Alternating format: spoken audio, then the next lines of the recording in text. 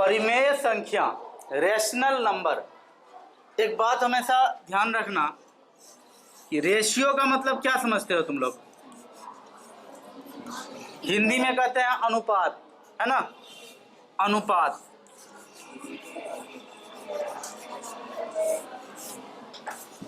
अनुपात अंग्रेजी में रेशियो। ये तुम लोग सबको ही जानते हो कि ये हमेशा दो संख्या के बट्टे के रूप में होता है। अनुपात कुछ इस तरह से रहता है, कभी ऐसे लिखा रहता है 4:5, 6:7, 12:5। कुछ इस तरह से अनुपात अपना डिफाइन हम लोग का हुए हुए रहता है। पढ़े हो या नहीं? पढ़े हो। जब पढ़े हो तो तुम ये भी जानते होगे कि कहीं पर अगर 4:5 है तो इसको हम ऐसे भी लिख सकते हैं, 4/5 लिख सकते हैं या नहीं? कहीं 6:7 है तो इसको हम लोग 6/7 भी लिख सकते हैं। कहीं 12:5 है तो इसको हम 12/5 भी लिख सकते हैं। तो ये सारी बातें हैं इसमें।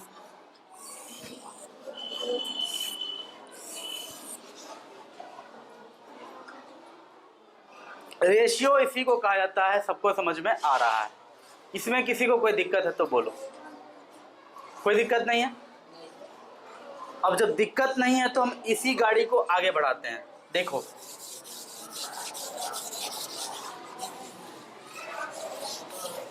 रेशियो से ही बना है। देखो यहां रेशियो लिख लिए, अंग्रेजी में इसको कहते हैं अनुपात, है ना?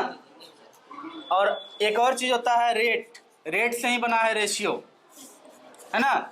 रेट को हिंदी में क्या कहते हैं? दर कहते हैं ना? रेट से बना है रेशियो। कोई दिक्कत है? और रेशियो से देखो क्या होगा, रेशियो में NaL लगा दो खाली। क्या बन गया ये? क्या बन गया? रेशनल। और यही हम लोगों का चैप्टर है, रेशनल नंबर्स।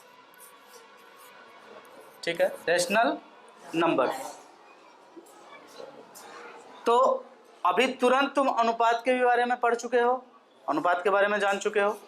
बेसिक बात जो मोटा मोटी आपको जानना है वो यही जानना है कि रेशियो का मतलब हमने अभी तुरंत देखा है 4/5, 12/7, 8/3, यही सब होता है रेशियो। अपने आप में ये सब है ना रेशियो, अपने आप में ये सब रेशियो कहलाता है। इसी आधार पे बात करेंगे कि रेशियो से बना है रेशनल नंबर, तो जरूर इससे इसका कोई ना कोई लेना देना तो है।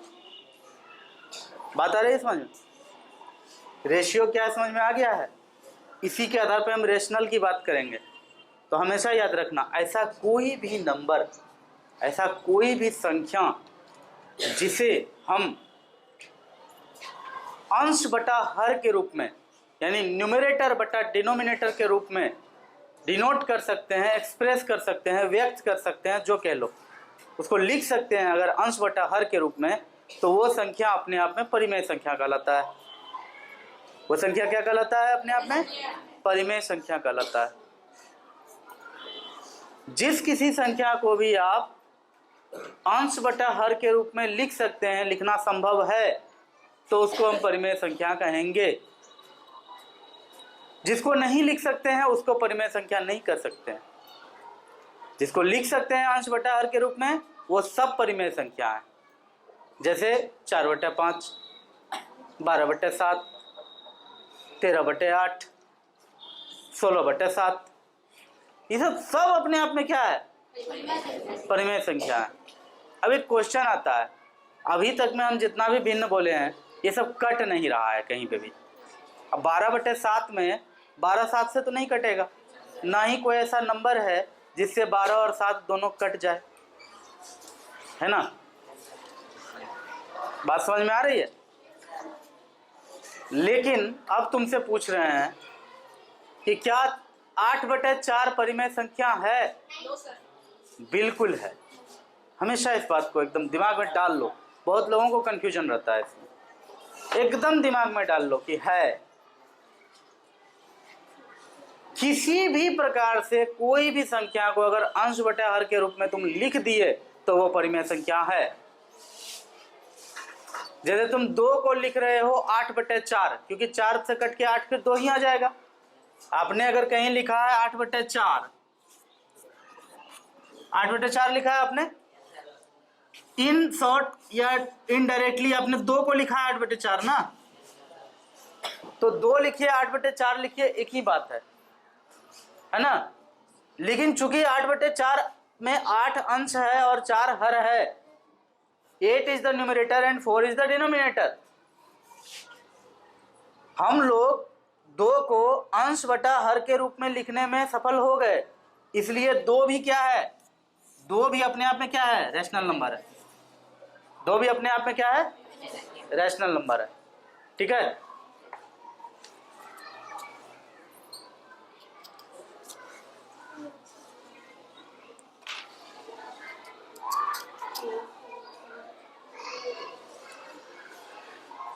ओके, समझ में आया होगा थोड़ा बहुत अभी तक में, अभी थोड़ा बहुत ही आएगा, ज़्यादा नहीं आएगा।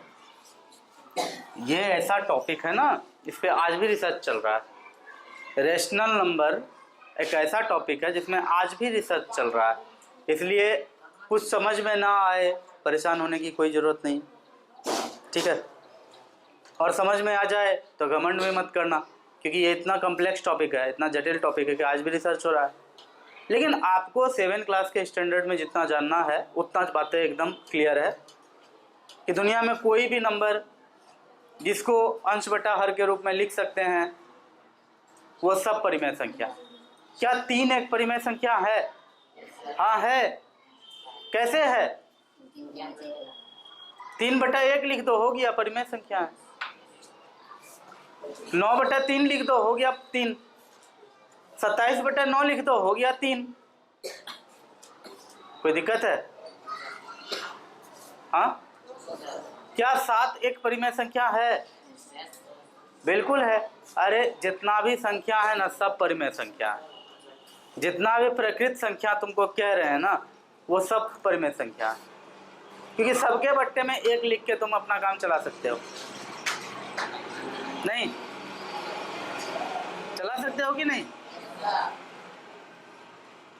अंश बटे हर के रूप में लिखेंगे तो हम 8/4 ही लिखेंगे। अंश बटे हर के रूप में लिखेंगे तो कोई ऐसा मत कर देना कि सर हम यहाँ पे 9.32656372 कुछ भी लिख दिए हैं, बट्टे में अपने पास है 4.579113 कुछ से कुछ है, तो हो गया। तो सर P/Q के फॉर्म में हो गया, तो ये भी हो गया परिमेय संख्या।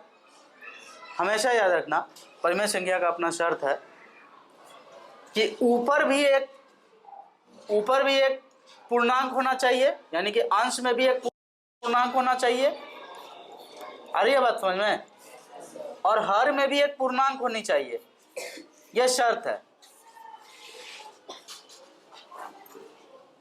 परिमेय संख्या का शर्त हमने, सबसे पहला शर्त हमने क्या कहा परिमेय संख्या होने के लिए, कि वो अंश बटा हर के रूप में लिखने योग्य होना चाहिए। अंश बटा हर के रूप में हम उसको लिख पाएँ ऐसा होना चाहिए, ये पहला शर्त था या नहीं? फिर हम दूसरा शर्त अब क्या कर रहे हैं, अंश बटा हर में, अंश में तुम दशमलव वाला संख्या नहीं लिख सकते हो, नहीं हर में तुम दशमलव वाला संख्या अब लिख सकते हो। अंश में भी कोई पूर्णांक होना चाहिए, हर में भी कोई पूर्णांक होना चाहिए। जैसे 8/4, 8 भी पूर्णांक, 4 भी पूर्णांक, ठीक है। 9/5, 9 भी पूर्णांक, 5 भी पूर्णांक। कटे या ना कटे वो बात की बात है, लेकिन अंश भी पूर्णांक होना चाहिए, हर भी पूर्णांक होना चाहिए। एक और शर्त अब तुमको बताते हैं, अब ये लगा करके तीसरा शर्त हो जाएगा, नहीं? हाँ, पहला शर्त क्या था? अंश बटे हर के रूप में लिखा जाना चाहिए। दूसरा शर्त हमने क्या बताया? अंश भी पूर्णांक हो और हर भी पूर्णांक हो। तीसरा शर्त अब सुनो, तीसरा शर्त क्या है? तीसरा शर्त ये है मेरे प्यारे बच्चों कि जो इसका हर है ना, हर पूर्णांक, तो पूर्णांक देखो, पूर्णांक किसको कहते हैं? 0 1 2 3 ऐसे डॉट डॉट डॉट, इधर -1 -2 -3 डॉट डॉट डॉट डॉट। तो ये सब अपने आप में पूर्णांक है, कोई दिक्कत? ये सब अपने आप में पूर्णांक है। तो 0 भी अपने आप में एक पूर्णांक है ना? तो देखो, जब एक परिमेय संख्या को हम अंश बटे हर के रूप में लिखेंगे तो ध्यान इसी बात का रखा जाता है कि हर कभी भी 0 नहीं हो सकता है। हर के रूप में तुम नीचे 0 नहीं लिख सकते हो, ये एक शर्त है। हर के रूप में कभी भी 0 नहीं आना चाहिए। तीसरा शर्त समझ में आया? क्या समझ में आया? कि हर के रूप में कभी भी 0 नहीं आ सकता। इस तरह से 3 शर्त मैंने तुमसे अभी डिस्कस किया। पहला शर्त क्या बताया? कि संख्या को अंश बटे हर के रूप में लिखना संभव होना चाहिए। फिर दूसरा शर्त क्या बताया? अंश भी पूर्णांक हो और हर भी पूर्णांक हो। और तीसरा शर्त क्या बताया? हर कभी भी 0 नहीं हो सकता है। ये 3 शर्त अगर फॉलो हो रहा है किसी भी संख्या के साथ, तो वो संख्या अपने आप में क्या है? परिमेय संख्या है, रैशनल नंबर है। क्या है वो? रैशनल नंबर है। उम्मीद है ये 3 शर्त समझ में आया होगा, है ना? बोर्ड मिटा के बात करते हैं आगे। परिमेय संख्याएं यानी रैशनल नंबर्स वे संख्याएं हैं जो, ऐसी संख्याएं हैं जो, पहला शर्त है अंश बटे हर के रूप में लिखे जा सकें। बहुत सारी किताबों में तुम देखोगे इसको ऐसे लिखा रहता है P/Q। तो घबराने की एकदम कोई बात नहीं है, हमने पहले ही तुमको कह दिया कि ऐसा कोई भी संख्या जो अंश बटे हर के रूप में लिखा जाए, अंश को बोला जाता है P और हर को बोला जाता है Q। देखो चर तुम लोग पढ़ चुके हो, है ना? किसी भी संख्या के लिए हम लोग ABCD से लेकर Z तक का अक्षर का यूज करते हैं, अल्फ़ाबेट का यूज करते हैं। और ये एक बहुत ही सिंपल प्रोसेस है, ये तो होता ही है। तो इसीलिए बहुत सारी किताबों में लिखा रहता है कि रैशनल नंबर उन संख्याओं को कहते हैं जो P/Q के रूप में लिखा जा सके। ठीक है? Rational numbers are those numbers which could be expressed in the form of P/Q। तो इस तरह से लिखा रहता है, आपको घबराना एकदम नहीं है। वो जो है ना, अंश को P बोल रहा है, हर को Q बोल रहा है, आप क्यों घबरा रहे हैं? कोई दिक्कत वाली बात है ही नहीं। दूसरी बात देखो, अंश और हर दोनों पूर्णांक हों तो इसके लिए लिखा रहता है बुक सब में कि P/Q बिलोंग्स टू Z। ये कोई बड़ी बात नहीं है, ये आगे पढ़ लोगे, आगे समझ जाओगे। Z का मतलब होता है परिमेय संख्या, सॉरी पूर्णांक। पूर्णांक, Z का मतलब होता है पूर्णांक। पूर्णांक किसको कहते हैं? 0 को पूर्णांक कहते हैं, 1 को पूर्णांक कहते हैं, 2 को पूर्णांक कहते हैं, 3 को, 4 को, ऐसे।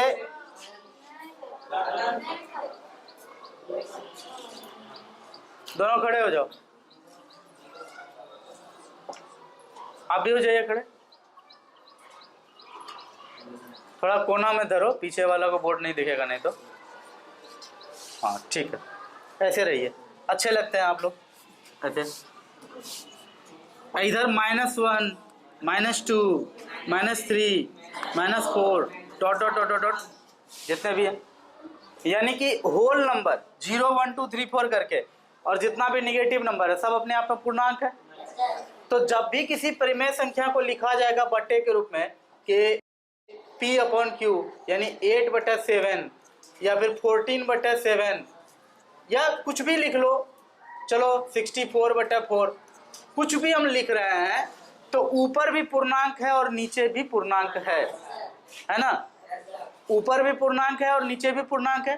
पूर्णांक को इंग्लिश में इंटीजर्स कहा जाता है इंटीजर्स, लेकिन दर्शाया जाता है Z लिख करके, इसलिए लिखा गया कि P/Q दोनों Z है। ठीक है? इसका, इस सिंबल का मतलब होता है का सदस्य है। P/Q Z का सदस्य है, यानी P/Q पूर्णांक का सदस्य है। ये किताबों में लिखा रहता है, ठीक है ना? तो घबराने की कोई बात नहीं है, इस सिंबल का मतलब होता है का सदस्य है। ठीक है, जैसे तुम्हारा नाम क्या है, चांदनी, तो ऐसा लिख सकते हैं चांदनी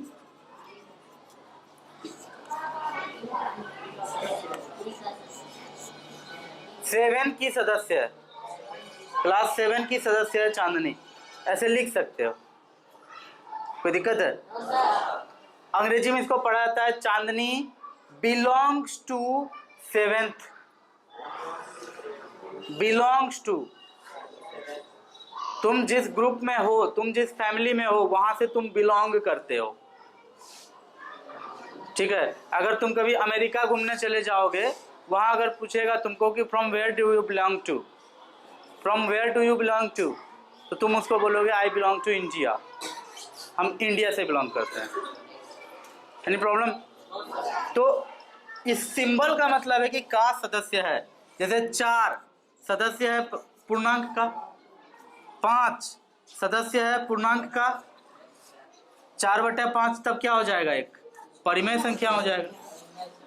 तो वही यहाँ लिखा गया है कि P/Q, जहाँ P और Q दोनों Z से बिलोंग करता है, यानी दोनों Z का सदस्य है। Z मतलब पूर्णांक। और तीसरा बात है कि Q does not equal to 0। P/Q तय हुआ था ना, हर कभी भी 0 नहीं होगा, तो Q does not equal to 0। ये 3 शर्त हमेशा याद रखना रेशनल नंबर का। पहला P/Q, दूसरा PQ बिलोंग्स टू Z, तीसरा Q does not equal to 0। अंश और हर के रूप में लिखा जा सके, अंश और हर दोनों पूर्णांक हों, हर कभी भी 0 नहीं हो सकता है। कहीं अगर लिखा आ जाए तुम्हारे पास कि 5/3 - 3 क्या एक पूर्णांक संख्या है, सॉरी क्या एक परिमेय संख्या है क्या?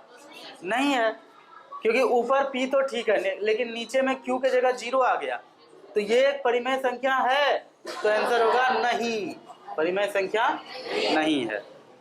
उम्मीद है बात समझ में आया होगा आपको। तो अब थोड़ा सा परिमेय संख्या को हम लोग ब्रॉड वे में देखते हैं। कुछ बातें हैं जो अब हम लोग शुरू से करेंगे। जैसे शुरू से क्या बात करेंगे, तो देखो तुम लोग सबको पता है कि गिनती का संख्या जो होता है वो 1 से शुरू होता है। 1 2 3,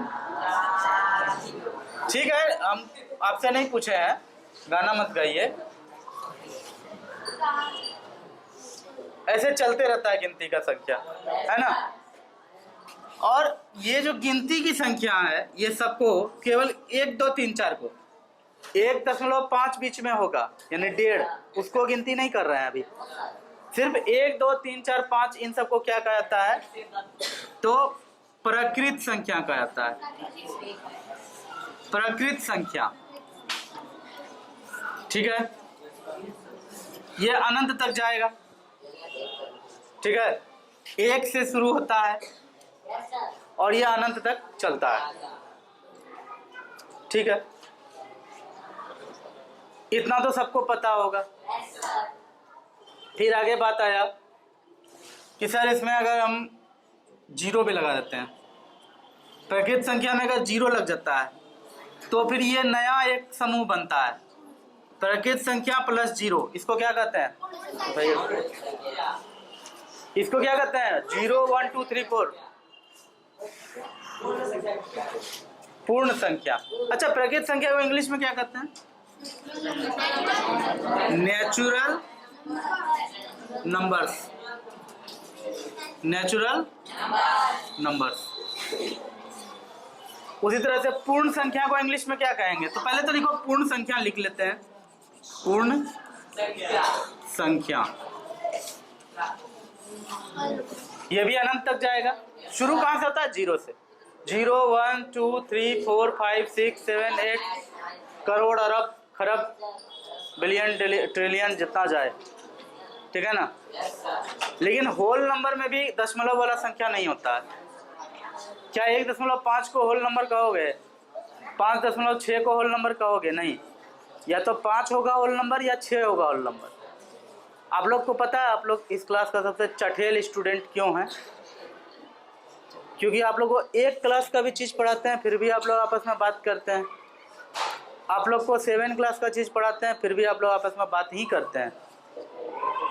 देखिए, कुछ चीज़ ऐसा है जो आपके पल्ले पड़ सकता है।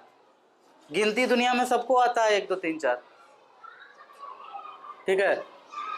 मानते हैं कि आप लोग कमज़ोर हैं, लॉकडाउन आपका बहुत बुरा बिगाड़ा सब कुछ, घर का परिस्थिति भी वैसा पढ़ाई लिखाई वाला नहीं होगा शायद, पता नहीं, हम कंफर्म होकर कुछ नहीं कर सकते हैं, लेकिन आप लोग का स्थिति देख के ऐसा हम अंदाज़ा लगाते हैं। फिर भी हाथ जोड़ के विनती करते हैं कि अगर बोर्ड की तरफ ध्यान से देखिएगा ना तो कुछ ना कुछ सीख जाइएगा। हम यहाँ आपके लिए आए हैं, ये काम करना आपके लिए ज़रूरी है, हमारे लिए नहीं है ज़रूरी। और आप लोग इस तरह से इग्नोर मार के आपस में बात करते हैं, लगता है जैसे क्या कि ये मेरा काम हो रहा है और आप इसको अवॉइड कर रहे हैं। मेरा काम हो रहा है क्या? मेरा क्या बिगड़ जाएगा? तो आप लोग ऐसे हमको इग्नोर मत कीजिए, क्योंकि हम इग्नोर करेंगे तो बहुत घाटा हो जाएगा आप लोग का। आप लोग इग्नोर कर रहे हैं हमको, हम बर्दाश्त कर रहे हैं, और जिस दिन हम सनक गए तो आप लोग को इग्नोर मारेंगे तो फिर आप लोग का क्या हाल होगा पता है? क्या कोचिंग में भी ऐसे पढ़ा देता है क्या? कोचिंग वाले के बस बूते की बात नहीं है पढ़ाना। क्यों बता देते हैं, कोचिंग में आप दिन का कई घंटा दे सकते हैं? मैक्सिमम 2 घंटा। उसमें उसको कितना सब्जेक्ट पढ़ाना होता है? बहुत सारा सब्जेक्ट पढ़ाना होता है। वो जानेगा, वो सब कुछ जानता है, विद्वान है, फिर भी वो पढ़ा नहीं सकता क्योंकि उसके पास उतना टाइम नहीं है। अगर वो जल्दी से सिलेबस ख़त्म नहीं किया तो तुम ही लोग जाकर उसका माथा नोचोगे, तो उसकी मजबूरी है, वो बहुत फास्ट लेके चलता है। हमारे पास वैसा कोई मजबूरी नहीं है, हम तो सिलेबस भी कंप्लीट कर रहे हैं तो अपने रिस्क पर। बिहार में बहुत सारे स्कूल में जनवरी के बाद मार्च तक पढ़ाई नहीं होता है, बंद रहता है। मैट्रिक पहले तो इंटर का एग्ज़ाम का सेंटर पड़ेगा उसके स्कूल में, बच्चों के लिए बंद। वो ख़त्म होगा, इंटर का एग्ज़ाम शुरू होगा। वो ख़त्म होगा, उर्दू बोर्ड का एग्ज़ाम शुरू होगा, उस्तनिया फुकनिया मौलवी ये सब शुरू होगा। वो ख़त्म होगा, मध्यमा बोर्ड का एग्ज़ाम शुरू होगा, यानी संस्कृत बोर्ड का। इस तरह से इतना सारा एग्ज़ाम में ले दे के फरवरी मार्च ख़त्म हो ही जाता है, और जनवरी तो जो गर्मी के कारण बंद था ही, सॉरी सर्दी के कारण बंद था जनवरी आपका। ले दे के जनवरी फरवरी मार्च आपका पूरा बंद रहता है, ठीक है। तो कोई भी टीचर सिलेबस वहाँ कंप्लीट कर ही नहीं सकता है। आप भाग्यशाली हैं, आपके स्कूल में बाउंड्री नहीं है। आज बाउंड्री हो जाए 3 महीना के लिए, तुम लोग भी आवारा की तरह घूमोगे जहाँ था। तो बात जो है एकदम क्लियर कट बोलते हैं, तो जो भी हो रहा है तो तुम्हारे लिए हो रहा है। इसको एक अपॉर्चुनिटी, एक अवसर के तरह यूज कर लो, आपस में गप्पा मत लड़ाओ। बहुत ज़्यादा बुरा लगता है जब आप लोग बात करते हैं आपस में, हम यहाँ पढ़ा रहे होते हैं, क्योंकि हमारे टीचर हमको इतना डिटेल में जाकर के नहीं पढ़ाया करते थे। अगर पढ़ाते तो फिर हम बहुत सारा जो स्ट्रगल किए हैं कुछ कुछ बातों को सीखने में, वो स्ट्रगल हमको नहीं करना पड़ता उस समय। और जो स्ट्रगल हमने किया कुछ चीज़ों को सीखने में और सीखा, मेरी पूरी कोशिश होती है कि आप फर्स्ट अटेम्प्ट में उन बातों को सीख जाएं, वैसा कोई भी दुविधा आपको ना बचे। यही कारण है कि आपसे कितना भी पूछते हैं आप कोई कन्फ्यूजन बता ही नहीं पाते हैं, क्योंकि जितना कन्फ्यूजन 10 साल में स्टूडेंट्स के मन में मैंने पढ़ा और जितना मेरे बचपन में मैंने महसूस किया था वो सब मुझे याद है। उन सब को सॉर्ट आउट करते हुए मैं टॉपिक को आगे लेके चलता हूँ। इतना बहुत रेयर ऑफ द रेयरेस्ट कोई टीचर करता है। मेरा अपना इनिशिएटिव है, मैं करता हूँ, लेकिन आपसे भी तो वही उम्मीद करता हूँ कि आप भी उसी तरह का आइडियल स्टूडेंट बन के बोर्ड की तरफ देखें। तो बहुत बातें हुई, यहाँ देखिए अब पूर्ण संख्या, इंग्लिश में इसको क्या कहा जाता है? Whole number.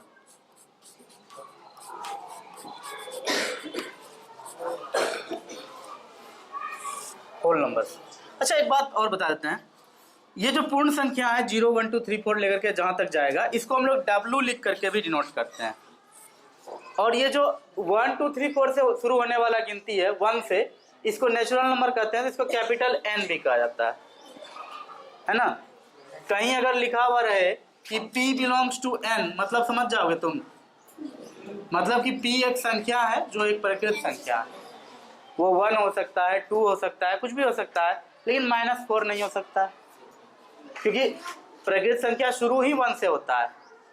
1 से छोटा संख्या है ही नहीं प्रकृत संख्या के रेंज में, तो -4 तो नहीं हो सकता है p का मान, 1.5 भी नहीं हो सकता है, 0 भी नहीं हो सकता है ना।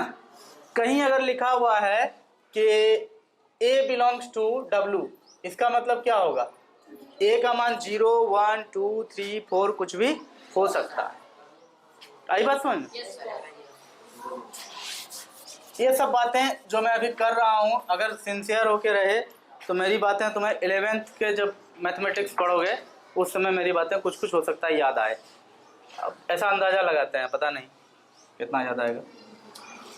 चलो अब देखो यहाँ -1, -2, -3, -4, -5, -6 dot dot dot dot dot infinite तक जाएगा इधर, है ना। तो फिर इसमें बात हुआ था, इसको तो कहा जाता है निगेटिव नंबर, है ना, लेकिन निगेटिव नंबर का कोई वैसा कोई सेट है नहीं। जैसे नेचुरल नंबर के लिए n है, होल नंबर के लिए यानी पूर्ण संख्या के लिए w है, वैसे निगेटिव नंबर का वैसा कोई खास क्लास नहीं डिफाइन किया गया। सीधी सी बात है, ये समूचा को मिला करके, ये समूचा करने का मतलब कि पूर्ण संख्या में 0 से लेकर के पूरा इधर, या यूं कह लो पूरा का पूरा निगेटिव संख्या, निगेटिव नंबर, और पूरा का पूरा नेचुरल नंबर और 0 सब मिला करके सबको कहा जाता है, यहाँ से लेकर के यहाँ तक जितना भी है, जहाँ तक जाएगा, ना इधर खत्म हो रहा है ना इधर खत्म हो रहा है, इस सारा को कहा जाता है पूर्णांक। पूर्णांक क्या कहा जाता है? पूर्णांक। इंटीजर्स, इंटीजर्स का मतलब होता है कि वो कभी भी फ्रैक्शन में नहीं होगा। फ्रैक्शन यानी भिन्न। कैसा भिन्न? अब जैसे देखो ये 3 है, 27/9 को 3 लिख सकते हो ना, तो 27/3 कोई उचित भिन्न नहीं है। प्रॉपर फ्रैक्शन है 27/9 नहीं है, क्योंकि 9 तिया 27 कट जाएगा, वो इम्प्रॉपर फ्रैक्शन है। ठीक है, ये 3 जो है ये पूर्णांक है, लेकिन 3.3 है कहीं पे तो वो पूर्णांक नहीं है। कोई दिक्कत? 3.5 भी पूर्णांक नहीं है, 3.99 भी लिखा हुआ है तो वो पूर्णांक नहीं है, लेकिन 4 पूर्णांक है। ये और बात है कि 3.999 को तुम 4 लिख सकते हो, मिला जुला के लिख सकते हो, लेकिन 3.9 को तुम पूर्णांक नहीं कह सकते हो, लेकिन 4 को तुम पूर्णांक कह सकते हो। यही सब अंतर होता है, ठीक है ना। कोई बोलता है ना कि 99 और 100 में क्या अंतर है? बहुत अंतर है।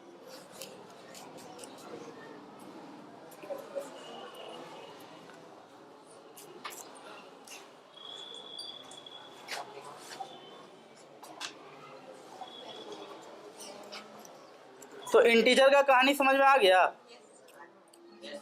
अब कहानी में आगे बढ़ें।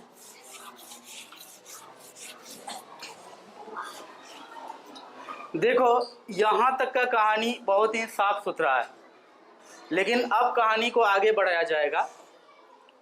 हम लोग को नेचुरल नंबर पता हो गया, पूर्ण संख्या पता हो गया, पूर्णांक पता हो गया, लेकिन संख्या सिर्फ इतने नहीं होता है, संख्या इसके आगे भी है।